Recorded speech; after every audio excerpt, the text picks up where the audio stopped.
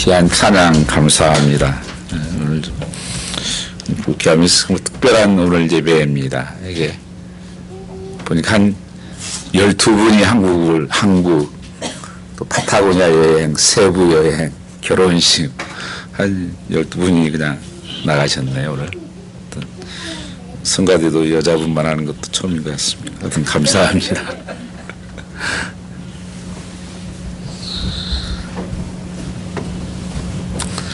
최근에 이게 보면 어떤 때보다도 경제적으로 굉장히 위축된 고난의 시간을 지내고 있는 것 같습니다.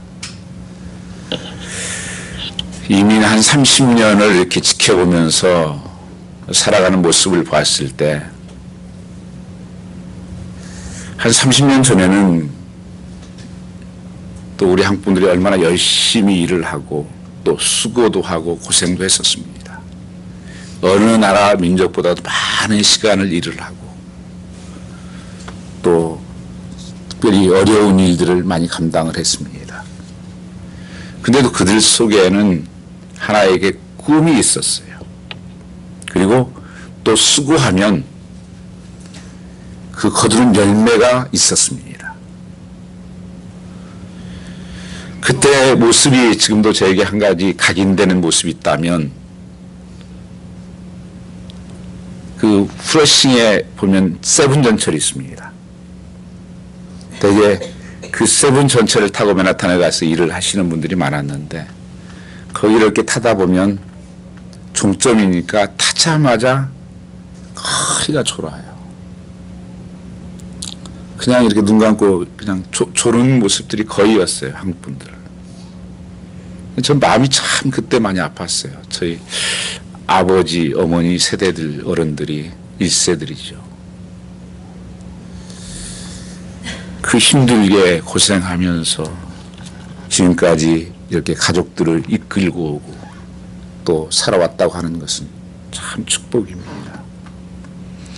고생은 했지만 그래도 열매들을 많이 얻었습니다. 지금 이민 삶을 보면 지금도 열심히 수고를 해요. 노력도 열심히 하고 힘든 일을 감당합니다. 근데 지금은 꿈이 없어요. 그리고 수고를 해도 얻는 게 너무 적어요. 그 열매를 따지 못해요. 이게 이민 삶의 지금의 제가 한 30년 돌아보면서 이 모습이라고 하는 것입니다. 이 모습도 마음이 참 아픕니다. 어떻게 이 이민의 삶들을 이끌고 가야 될까? 저는 오늘 말씀을 통해서 우리가 이 수고하고 경제적인 회복 이런 것도 필요하지만 우리의 꿈의 회복도 필요하지만 먼저 우리에게 있어야 할 것이 있다면 우리 사명의 회복이라고 하는 것입니다. 왜 사느냐 하는 이유의 확인, 소명의 확인이 더 필요하다고 하는 것입니다. 내가 왜 여기에 살고 있는가? 나의 아이덴티티, 나의 소속감, 사는 이유를 한번 오늘 말씀을 통해서 다시 확인함으로 우리의 삶이 회복되는 역사가 일어나기를 주임으로 축복합니다. 오늘 3절 말씀 보시면 예수께서 한 배에 오르시니 이렇게 기록으로 시작하고 있습니다. 기독교는 하나님께서 우리 인간을 찾아오셨다고 하는 것에 독특함이 있습니다. 길 잃은 범죄한 하나님을 떠난 인간을 찾아오셨다. 탐자와 같이 입을 것도 먹을 것도 없고 실패한 우리를 병든 우리를 찾아오셨다고 하는 것입니다. 낙심과 좌절과 절망 가운데 있는 그들에게 찾아오셨다 하는 것이 성경의 복음입니다. 그래서 하늘 보좌를 버리시고 자기 자신을 좁혀서 하나님께서 이 땅에 찾아오셨다. 인카네이션 하셨다 그렇게 말씀합니다. 나를 사랑함으로 나를 찾아오신 주님. 이 땅에 사람들 몸을 입고 이 땅에 오신 것입니다. 이것을 성경에서는 사랑이다 이렇게 말씀합니다. 끊임없이 사람을 부르시고 찾으신 하나님이십니다.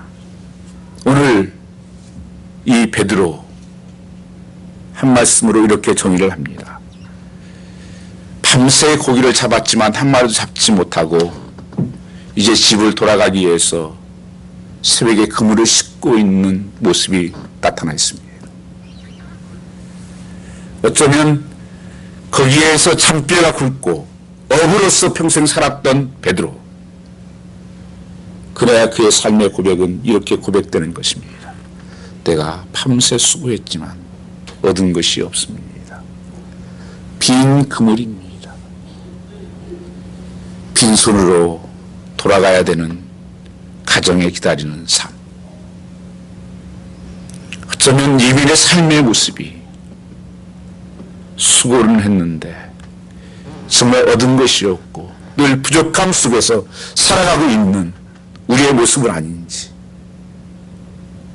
이것을 우리는 말미암아서 좌절하고 낙심하고 절망할 때가 많습니다.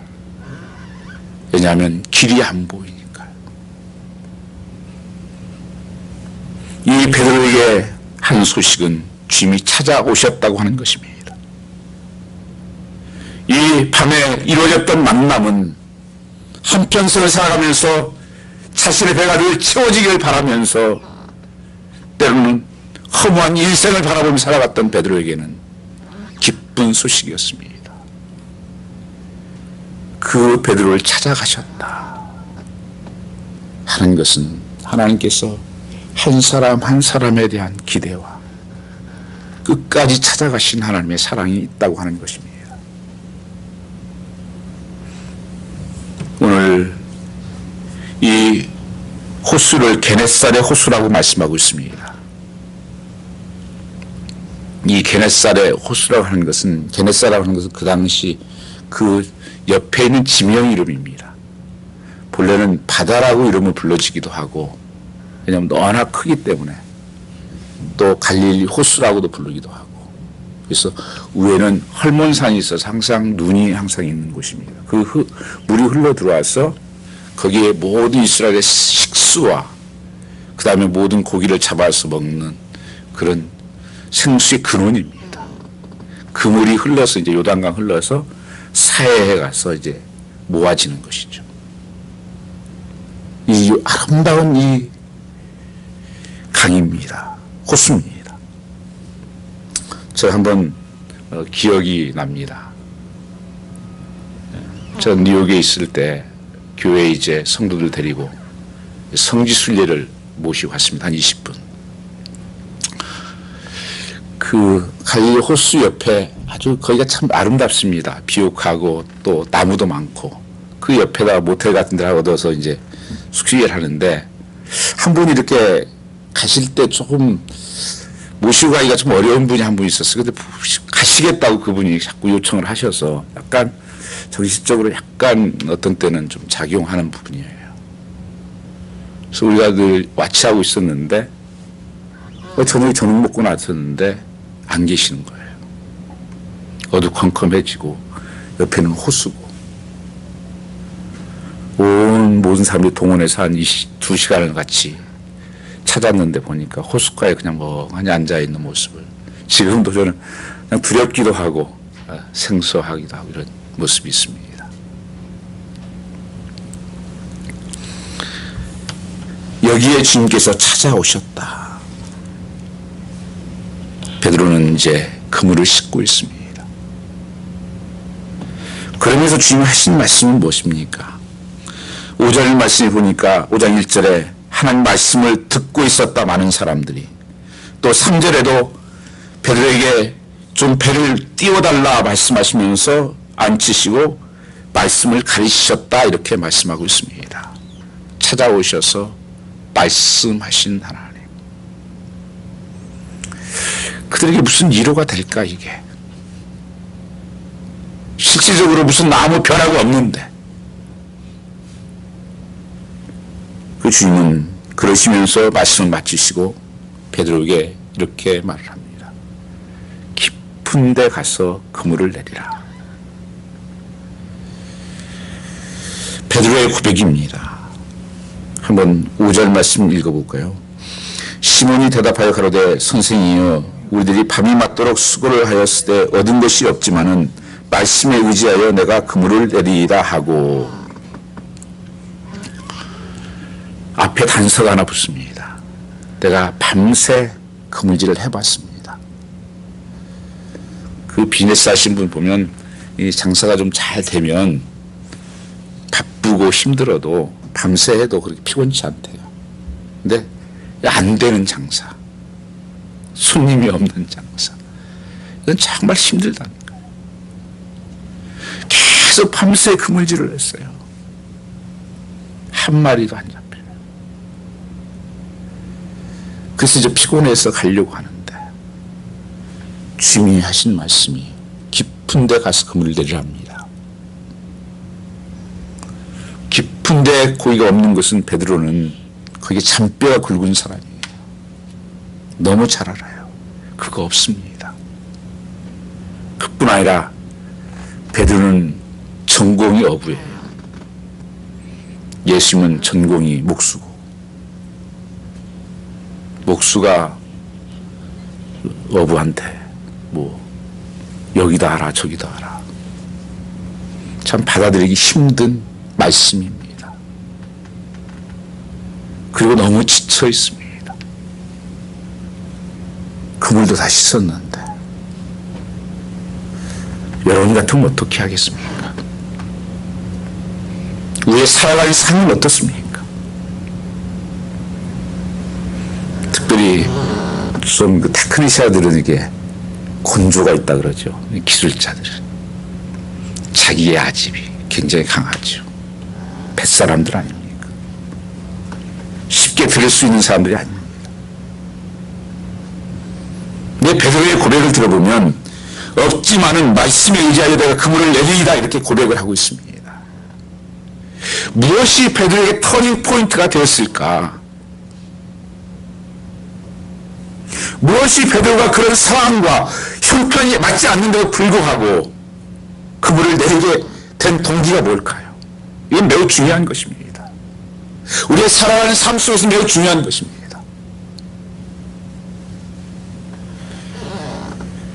단서는 그가 주님의 말씀을 들었다고 하는 것입니다. 배에서 무리를 말씀을 가르치시고 또 게네스 호수에서 말씀을 가르치시고 그 베드로의 5절 말씀 의지하여 그물을 내리겠습니다. 이게 중요한 포인트입니다. 우리의 삶은 왜 그렇지 안 되는가? 말씀이 없는 것입니다. 이 베드로가 말씀을 들을 때 이건 전에 듣던 선지자에게서나 바리새인들에게나 그런 사람이 듣던 이거 말씀이 아닌데 뭔가 능력이 있고 뭔가 파워가 있고 뭔가 내게 부딪히는 마음에 감동이 있어. 그 말씀이 성령께서 역사한 것입니다. 우리의 살아가는 삶 속에서 여러분 말씀에 순종하는 이 삶을 살기 위해서는 평소에 말씀을 자주 먹어야 됩니다. 그 말씀이 내가 살아가는 삶에 부딪힐 때 어떻게 해야 될지 모를 때 그 말씀이 내 삶을 가이드하는 것입니다. 이게 말씀의 능력이에요. 우리가 성경 공부를 하고 성경을 읽고 하는 것이 왜 그렇습니까? 가치관이 바뀌게 하는 거예요. 내 기준과 내 경험과 내 지식으로 살았던 나의 삶을 하나님 말씀의 가치관으로 바꿔주는 것입니다. 그게 성경 공부예요. 하나님 말씀이 옳습니다. 그것을 레마의 말씀이라고 부르는 거예요. 로고스에서 나에게 주신 말씀, 나에게 하신 말씀, 그 말씀이 그에게 부딪힌 것입니다. 하나님 말씀이 정말 그래. 파주 저분은 뭔가 말씀하신 게 달라. 내가 상은 안 맞지만 그 말씀 따라 순종하자. 그래서 그 그물을 내렸습니다. 근데 놀라운 일이 생기는 것입니다. 그물이 찢어질 정도가 이 만선이라는 것이죠. 그 삶만 복이 된 것이 아니라 다른 배까지도 넘쳐나게 주었다고 하는 것입니다. 창세기 12장 말씀에 보면 아브라함이 하나님께서 이렇게 말씀하십니다. 너는 복의 근원이 될지어다. 천년 오브 그레이스. 믿음의 조상이 될 것이다. 이것을 우리는 이렇게 역사가 일어나는 것을 갖다 믿음의 역사라고 말합니다. 로마서 1장 17절 말씀, 믿음은 들으면서 나며 들으면 그리스도의 말씀이니라. 내가 말씀을 듣고 순종할 때 기적은 일어나고 그 믿음의 역사는 일어난다고 하는 것을 말씀하고 있습니다. 오늘 내 삶 속에 이런 역사만 일어나는가? 그 말씀을 적용해야 된다고 하는 것입니다. 하나님은 말씀하셨어. 그러면 끝이에요. 하나님 말씀하면 역사가 일어납니다. 빛이 있으면 빛이 있었고 모든 것을 말씀으로 창조하시고 말씀으로 운행하신 하나님이십니다. 그 창조하신 하나님께서 말씀하셨으면 그대로 되는 거야. 그럴 때 여러분 이 말씀에 순종할 때 기적이 나타나고 역사가 이루어지는 것입니다. 오늘 또 여러분이 이 하나님의 세미한 음성을 페네트레인 보이스를 들어야 하는 것입니다. 이 모습을 보고 그의 반응이 나타나 있습니다. 베드로는 8절에 이를 보고 예수의 무릎 앞에 엎드려 가로되 주여 나를 떠나소서 나는 죄인이로소이다. 전에는 예수를 선생이라고 불렀어요. 그냥 티처. 그런데 여기에 고백은 뭐라는 거예요? 로드, 주여 나를 떠나소서. 나의 주인이 되어 주십시오. 그거예요. 베드로는 인생을 어떻게 하면 고기를 많이 잡고 고기를 많이 갖는 것이 인생의 성공이고 축복이라고 생각을 했습니다. 그래서 자기의 모든 에너지와 힘을 써서 거기에 모든 것을 매진했습니다. 그런데 실패했던 삶 속에 주님이 말씀을 듣고 그물을 내렸더니 그 그물이 찢어질 정도의 고기를 잡힌 것을 보고 베드로는 자기 자신을 내려놓았습니다. 아, 정말 복의 근원은 하나님이시구나. 그 능력의 근원은 하나님이시구나.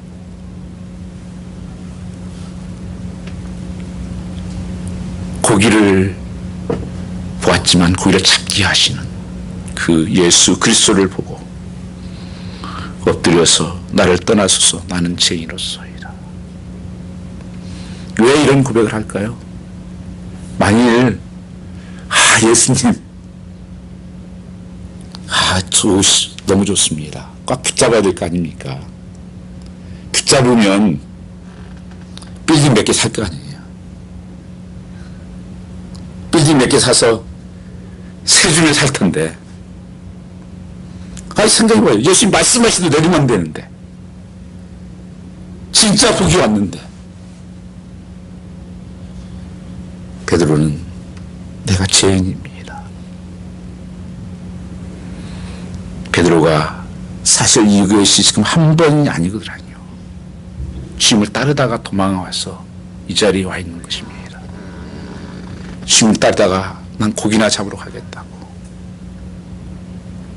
그렇게 돌아왔던 고향길에서 주님을 안 만났을 때 너무 죄송한 거예요. 너무 미안하고 몸둘 바를 모르는 거예요. 내가 복의 근원이신 나의 주인이신 왕이신 그 하나님을 버리고 인내 잡겠다고 이렇게 와 있었는데 이게 잘못됐구나. 진정으로 그가 깨닫고 하나님 나는 죄인입니다. 그 고백을 하는 것입니다. 그러면서 사람들의 반응은 어떻습니까? 9절 말씀 같이 한번 읽어보겠습니다. 9절입니다. 이는 자기와 및 함께 있는 모든 사람이 고기 잡힌 것을 인하여 뭐하고요? 놀라고. 10절 말씀에도 스베달로서 시몬의 동업자인 야고보와 요한도 놀랬습니다. 동업자들도 다 놀랬어요. 이게 무슨 일이야 지금. 이게 무슨 일이 지금 벌어진 거야 지금. 우리 경험을 다 가지고 평생 한 마리 못 잡았는데 이게 무슨 일이냐. 이게 말이 되냐. 신앙생활은 신비주의는 아닙니다. 교회는 신비주의는 아니에요. 그러나 신비적인 요소가 있습니다. 이걸 갖다 성경에서 믿음의 역사, 사랑의 수고, 소망의 인내라고 말씀합니다. 하나님만이 주어지는 복이에요. 내가 정말 예수를 만나면 이 믿음의 역사가 일어나고 사랑의 수고가 일어나고 소망의 인내가 일어난다는 것입니다. 그들이 놀랬다는 것입니다. 아, 놀랬어. 이것을 갖다가 쉬운 말로 표현하면 경외로움이라고 하는 것입니다. 여러분, 내 삶 속에서 날마다 예수 믿는다 하면 경외로움이 나타나야 돼요. 예상하지 못한 일들이 일어나야 됩니다. 이게 교회의 모습이에요. 이게 신앙의 모습입니다. 예수 믿는다고 하면서 많은 사람들이 산수만 해요. 산수. 계산. 신앙생활은 산수가 아니에요. 기적입니다. 신앙생활은 예상치 못한 일이 생겨나는 것입니다. 그래서 죄인이 나를 떠나십시오. 이 놀라움에 변하였습니다. 신적 권위 앞에서, 하나님의 전능하신 앞에서. 오늘 교회는 너무 많은 것을 계산을 해요. 어떤 하나님의 일을 할 때도 너무 많은 계산을 합니다. 물론 어느 정도의 우리가 기준을 가지고 있는 것은 그건 중요한 것입니다. 그러나 거기에 매여서 내 계산과 내 산수 실력으로 살려고 하는 것은 신앙생활은 아닙니다. 그건 하나님의 그 능력을. 그래서 교회는 날마다 이 경외로움이 나타나야 돼요. 예상을 깨는 일들이 생겨나야 됩니다. 그 언젠가 몇 주 전인가요? 사람들이 너무 많이 와서 뭐 음식이 좀 모자란 것 같은 느낌이 들더라고요. 그런 일들이 음식이 막 모자란 일이 생겨야 돼요. 그리고 하나님 생각지 못한 일이 많이 일어나야 돼요. 저는 여러분 삶 속에 이런 역사가 일어나기를 축복합니다. 내가 생각지 못한 일들, 계산하지 않는 일들, 이런 능력들이, 이런 기적들이 선되기를 축원합니다. 이것을 소망하셔야 됩니다.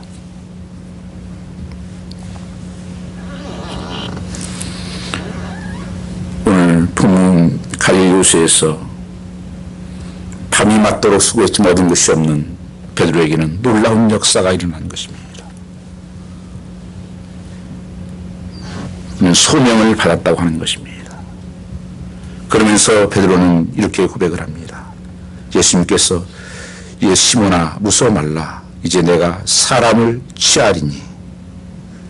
이 취한다고 하는 것은 산채로 잡아온다 그런 뜻을 가지고 있습니다. 디모데후서의 말씀을 보시면 어떤 사람들에게는 건강에 배를 안고 성부에 의지 없어 손들고 옵니다. 나오는 사람도 있을 것입니다. 어떤 사람은 사업에 빈배를 안고 몸부림칠 때도 있을 것입니다. 어떤 사랑의 빈배를 안고 허탈과 흠에 빠지는 사람도 있을 것입니다. 이 빈배는 인생의 밤을 의지합니다. 기억하십시오. 인생의 밤은 우리가 전망하고 낙심해야 할 순간이 아니고 주님이 찾아오는 순간이에요. 주님 만나는 시간이에요. 놀라움의 시간이라고 하는 것을 기억하시기 바랍니다. 끝이 아니라 새로운 시작이라고 하는 사실을 주님이 풍랑이 부는 바다에서도 주님이 배 오르실 때 풍랑이 잔잔케 되는 역사가 일어나는 것입니다. 바로 주님이 그때 가까이 계십니다. 고난의 때, 눈물의 때 주님께서 옆에서 함께 계시는 걸, 이 임마누엘 하신 하나님을 바라보시기를 원합니다. 우리의 눈이 어두워서 주님을 보지 못할 뿐이에요. 그래서 에베소 1장 17절 말씀에 보면 하나님 우리에게 지혜와 계시의 영을 열어주사 하나님을 알게 하시고 우리의 마음의 눈을 열어주사 하나님의 소망하심과 그 능력을 알게 해달라고 기도했던 것처럼 우리의 영안의 눈이 열리면 하나님이 함께 하심을, 하나님의 그 빈배 속에서 하나님 만선의 그 그림을 볼 수가 있는 것입니다.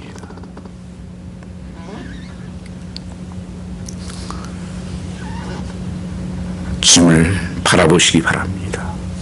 실패를 두려워하지 마십시오. 고난을 두려워하지 마십시오. 문제를 무서워하지 마십시오. 실패 때문에 망하지 않습니다.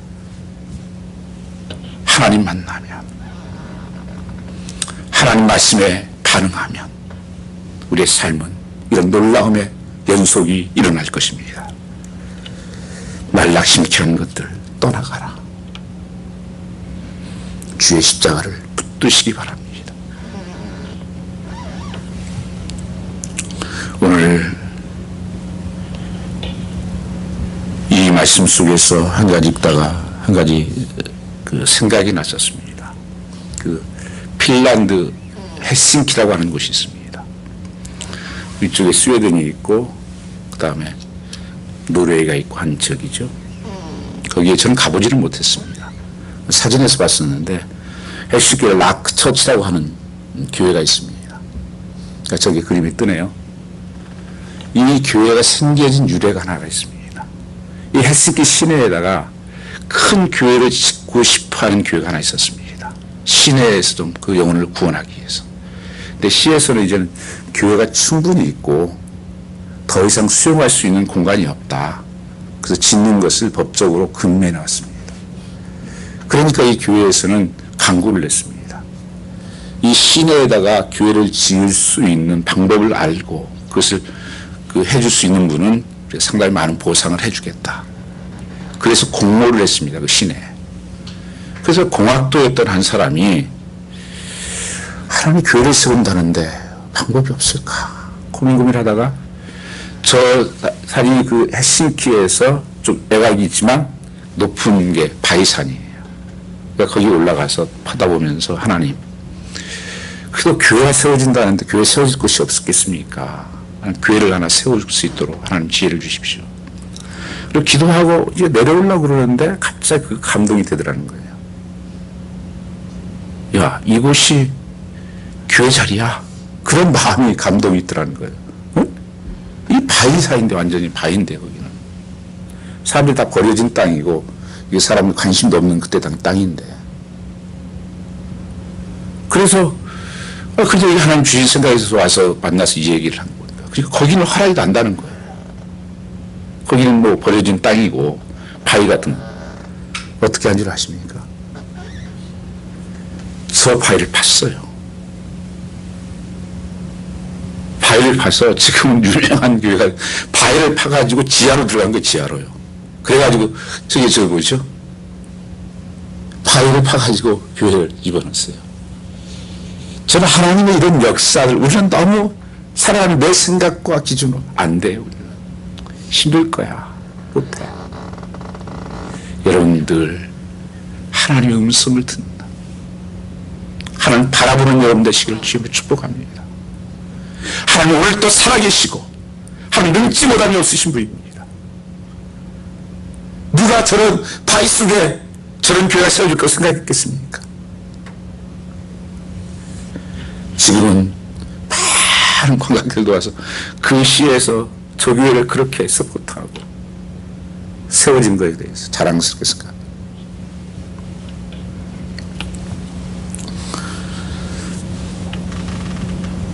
하나님께서는 내 입을 넓게 열라. 내가 채우리라. 꿈을 크게 가지라는 것입니다. 귀한 꿈을 가질 것, 큰 꿈을 가지십시오. 너무 현실에 안주하지 마시고 하나님의 그 능력의 손을 붙잡으십시오. 우리는 약한 존재들이에요. 사람같이 약한 존재가 어디 있습니까? 감기 한 번 걸리고 설사 한 번 하면 힘 못 쓰는 게 우리예요. 그래서 성경이 양과 같다고 그렇게 말씀하지 않습니까? 가장 약한 동물이에요. 내 양에게는 목자가 있을 때 가장 강한 자가 됩니다. 여러분, 종이 한 장에 이것은 아주 힘이 없어요.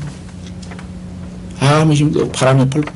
그러나 이 벽에다 딱 붙여놓는다면, 십자가에 딱 붙여놓는다면 흔들리지 않고 이길 수가 있는 승리하는 삶을 산다고 하는 것입니다. 요한복음 10장 10절 말씀에 보면 내가 온 것은 양으로 생명을 얻게 하고 더 풍성한 삶을 주려 하심이라고 그렇게 말씀하셨습니다. 주님이 오신 것은 이터널 라이프, 영원한 생명으로 구원하실 뿐 아니라 더 풍성한 삶, 어번던트한 라이프를 우리에게 주시기로 하나님 약속하고 있는 것입니다. 하나님은 약속을 이루신다 하나님이세요. 내게 나오라. Come to me. 내 안에 거하라. 그러면 너희가 많은 열매를 맺을 것이다. 나를 떠나서 너희가 아무것도 할 수 없느니라. 예수의 삶의 풍성함과 그 하나님 놀라운 능력이 임했다고 하는 것입니다. 그리고 주님께서 그들에게 말씀하셨습니다. 이제는 사람을 취하는 어부가 되어라. Fish of men. 여러분, 직업이 소명이라고 하는 것입니다. 소명이라고 쉽게 말하면 부르심입니다. 성경에서 부르시는 단어가 빈번하게 쓰인 단어가 고린도전서 7장 20절입니다. 우리가 예수 믿게 된 것도 부르심을 따라 된 것이라고 성경 말씀하고 있습니다. 각 사람이 부르심을 받은 그 부르심대로 지내라고 말씀하십니다. 일반적인 소명 중 가장 대표적인 것이 직업의 소명입니다. 직업을 영어로 보케이션이라고 말합니다. 일부 예배 때 제가 이렇게 했더니 그 베케이션 아니에요? 뭐 그러시던데 아니요, 보케이션 이건 다릅니다. 직업, 이 본래 라틴어에서 온 거예요. 보케이토. 그 단어 자체 소명이라는 뜻입니다. 직업이라는 자체가 본래 소명이라는 것을 가지고 있어요. 나의 재능과 은사에 걸맞는 어떤 직업의 장에서 일할 수 있고 행할 수 있는 것, 창조주의 부르심의 소명이라고 그것을 말씀하고 있습니다. 성경은 그래서 일하기 싫거든 먹지도 말라고 가르칩니다. 노동이 기도입니다. 교회 교육 개혁할 때 리포메이션의 가장 중요한 중에 하나가 뭐냐면 그리스도인들로 하여금 직업의 소명을 회복토록 촉구한 것입니다. 개혁자는 한결같이 직업의 성지성을 가르쳤습니다. 일하는 것은 뭐 세상 일이고 교회 안에 있으면 성직이고 아니, 내가 어떤 마음으로 무엇을 바라보고 무엇을 하느냐에 따라서 달라지는 것입니다. 내가 일하는 것이 성직성이다. 거룩한 일이라는 것입니다. 그게 기도다. 이런 교회에서도 그래서 그냥 왔다가 갔다가 체어원만 하시는 삶이 아니고 뭐 한 가지는 내가 찾아서 섬길 수 있고 내가 봉사할 수 있어야 합니다. 그게 성도의 마땅한 거예요. 왜냐하면 우리는 하나님 예수 그리스도를 버리고 우리는 한 지체로 만들어졌어요. 어떤 사람은 손가락일 수도 있고 어떤 발가락일 수도 있고 어떤 사람은 눈이고 다 필요한 연약한 것처럼 다 한 사람에서 필요한 나름대로의 지체가 있어서 온전한 사람이 이런 거예요. 한 가지라도 없으면 손 하나 없으면 어떻게 됩니까? 뭐라고 우리 사람들이 핸디캡 퍼슨이에요. 교회가 핸디캡 퍼슨 되는 거예요. 그래서 내게 하나님이 주어진 어떤 시간이 되면 시간으로 건강이면 건강으로 어떤 은사를 통해서 무엇이라든지 내가 할 수 있는 걸 찾아서 할 수 있는 것이, 그것은 하나님의 거룩한 성직이다. 그리고 내가 밖에서 일하고 있는 것이 성직이라고 하는 것이, 단순히 돈 얼마 벌기 위해서만 하는 거라고 생각하면 지겨워 죽겠네. 이걸 때려치워야지. 자꾸 이런 사람들이 있는데요. 성경에서 그런 사람들 먹지도 말래요.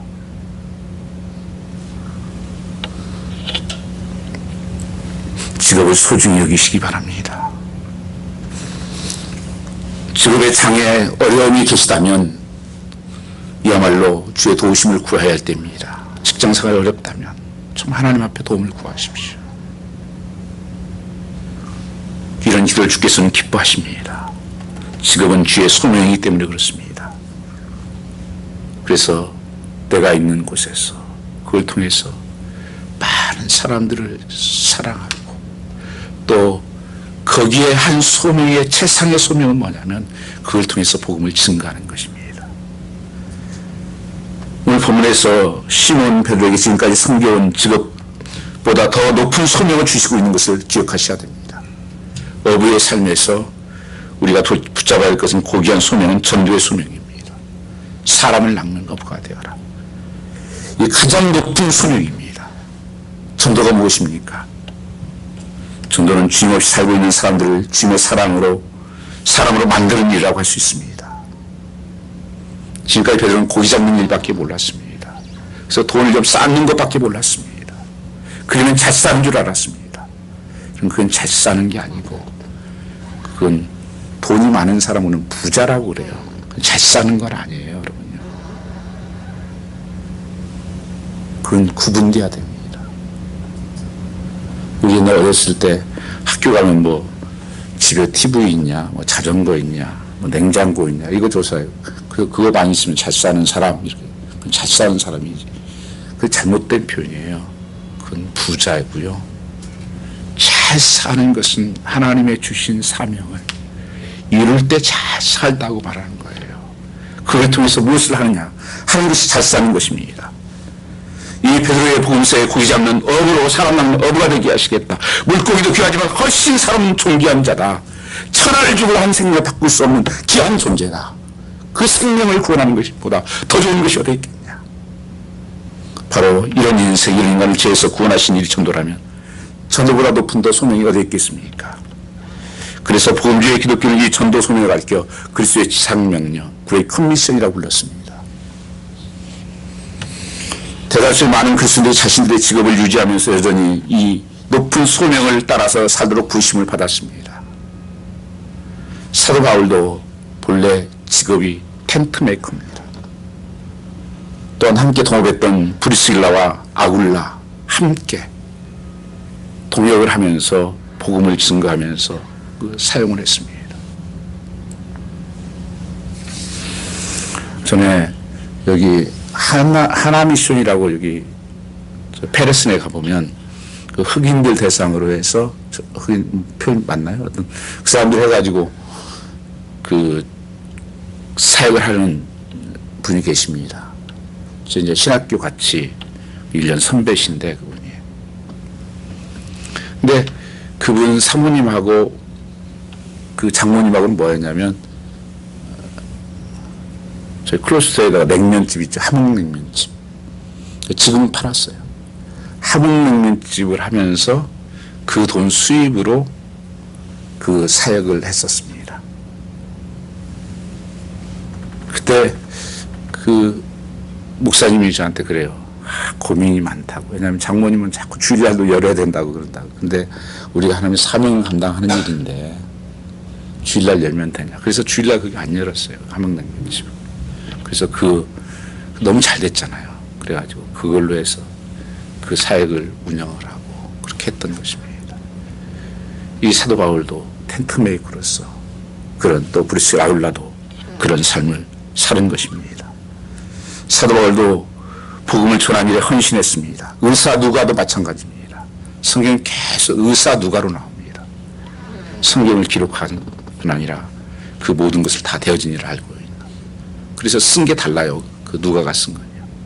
의사였으면서도 그 사역을 귀하게 감당했다고 하는 것입니다. 그의 승리가 다하도록 의사로서 의료기술을 사용하여 복음 전도에 헌신했던 것을 보여집니다. 가장 있어서 효율적인 전도의 장은 직업의 장이라고 할 수 있습니다. 저도 처음 82년도에 해외 근무를 시작하면서 제가 처음 나가는 것이 큐레이터 일학기사입니다. 거기에는 뭐 선교사들이라든지 목사님들이 나갈 수가 없고 복음을 증거할 수가 없어요. 그래서 교회에서 저를 평신도 선교사라고 뭐 그때 뭐 생소한 때예요. 어떤 임명을 받아가지고 임명장 하나 받아가지고 가서 뭐 나름대로 할 수 있는 사역들을 했던 기억이 납니다. 그 직업을 가지고 가서 있는 곳에서 평신도로서의 사명을 가지고 복음을 증거하는 것, 얼마나 멋진 일이고 아름다운 일인지 몰라요. 오늘 베드로가 내가 모든 것을 버리겠다고 하니까 사람들은 그렇게 생각해요. 우리 다 버리라는 건가 그러면? 우리도? 내가 가지고 있는 다 버리라고? 그리고 따르라는 건가? 여러분 때로는 그럴 수도 있죠. 그러나 여기에서 말씀하고 있는 것은 여러분 기독교를 여러분 어떻게 생각하십니까? 물론 기독교를 어떤 사람들은 무교 어떤 아무것도 갖지 않는 그런 사람으로 생각하는 사람들이 많습니다. 우리 성도들 갖다가. 아닙니다. 금욕주의가 아니에요. 기독교는요. 무소유주의도 아닙니다. 청결하게 살아라 아닙니다. 부귀영화를 버려라.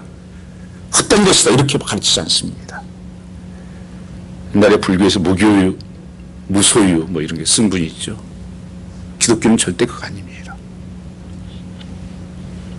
기독교는 그건 뭐냐? 사도 바울이 말씀을 보면 그 모든 것을 빌립보 3장 7절 8절 말씀을 보면 그 모든 것 자기가 소유했던 것을 버렸다고 말씀합니다. 여기 7절에 무엇이 내 유익하던 것을 내가 그리스도를 위하여 다 해로 여길 뿐더러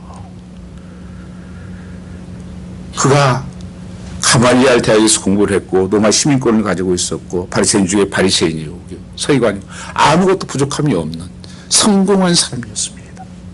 그런데 사도 바울이 모든 것을 나는 버리고 예수를 아는 지식이 가장 고상하고 배설물로 여기고 그리스도를 얻었다. 이게 무슨 말씀입니까? 사도 바울이 모든 걸 버렸다는 얘기인가요? 다 그걸 아닙니다. 사도 바울은 3층 천을 갔다 왔어요. 천국을 갔다 온 사람이에요. 천국을 보았습니다. 그러니까 이 세상 것이 그렇게 부러운 것이 아니라는 걸 알았어요. 이 세상의 성공이 아니라는 것을 알았습니다. 잠깐 있다가 없어지는 것에 내 생명을 걸 수 없다. 그래서 사도 바울은 빨리 천국 가고 싶다고 얘기했습니다. 그러나 내가 있어야 될 이유는 아직도 내가 할 일이 있고 내 사명이 있어서 있는 거다. 이게 우리의 가치관이에요. 천국 부활을 밭에서 보고 온 사람이에요. 성경에 있는 말씀이잖아요. 밭에 가서 농사를 하다가 남의 밭인데 부활을 발견한 거예요. 이제는 생각이 그거밖에 안 나. 어떻게 빨리 팔아가지고 어떻게 돈 모아가지고 저걸 사야지. 저걸 가져야지. 다른 것이 별로 안 보이는 거예요. 이게 천국 성도의 모습이에요. 이 땅에 천국을 살아가는 삶이에요. 그래서 이 세상 것에 그렇게 매이지 않는 삶을 사는 것입니다. 천국 갈 건데 천국에 다 있는데 가장 좋은 것이 이 세상에 뭐가 그렇게 인생 조금 살아봐도 그러더라고요. 저도 짧은 삶을 살아오면서 나름대로 조금 누리는 것도 해봤고 좀 가져보고 직장 생활하면서 가져본 것도 좀 있고 아주 조그만 것들이지만 참 별거 아니었구나. 솔로몬이 그 고백을 하지 않습니까? 이 세계의 가장 부와 명예와 모든 것을 가졌던 게 솔로몬이에요. 나중에 전도서라든지 성경 말씀, 잠언서, 지혜서를 보십시오. 헛되고 헛되도다. 해 아래 새 것이 없도다. 여러분 그런 것들은 가지면 다시 다른 목마름, 다른 목마름. 계속 목마름만 찾아오는 거예요. 짠물이니까요. 5번이나 결혼했던 여인이 뭐라고 말합니까?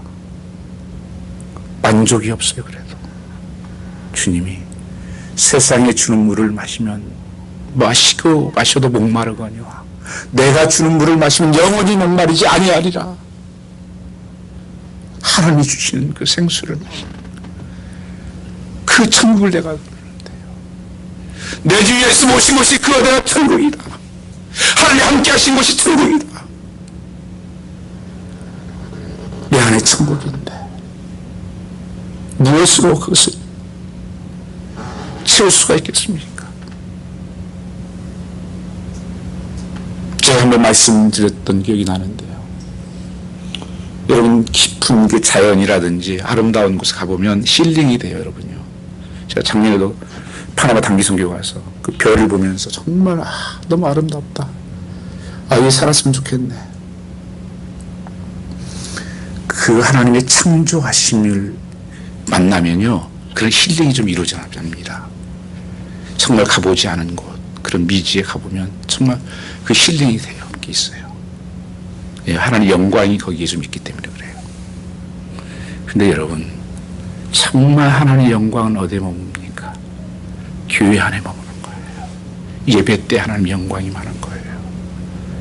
그래서 솔로몬 성전을 할 때라든지 다윗 성전 때 보면 하나님의 영광이 그 위에 가득 찼어요. 사람 움직일 수 없을 정도로 임재와 영광으로 가득 찼습니다. 임재는 내가 개인적으로 임하지만 영광은 전체에 임하는 거예요. 이것을 본 사람은 더 이상 세상 것에 천국을 본 사람들은 재미없어요. 내가 세상 것을 끊으려고 해서 막 끊는 거 아니에요. 억지로 끊어지는 거 아니에요. 세상의 담배, 술 이런 것들 억지로 끊어줍니까? 성경에서는 성령을 쫓아 살아라. 그럼 육체의 속을 이루지 아니한다 이렇게 말씀하십니다. 성령에 충만한 삶을 살게 되면 그 육체의 속을 이루지 않게 자동으로 싫어져요. 멀어져요. 맛이 없어요. 사람은 계속 속이는 거예요. 야 이거 먹어봐. 이거 드셔봐. 이거 입어봐. 이거 가져봐. 행복해질 거야. 복될 거야. 저 사람 만나봐. 여러분 속지 마세요. 다 거기에 후회하는 사람의 천지예요. 하나님이 주시는 복으로 하나님 주신 능력으로 천국된 삶을 살아가는 하나님의 뜻을 이루어지는 여러분 되시기를 주임으로 축복합니다. 우리 찬양 하나 같이 합성하겠습니다. 은혜선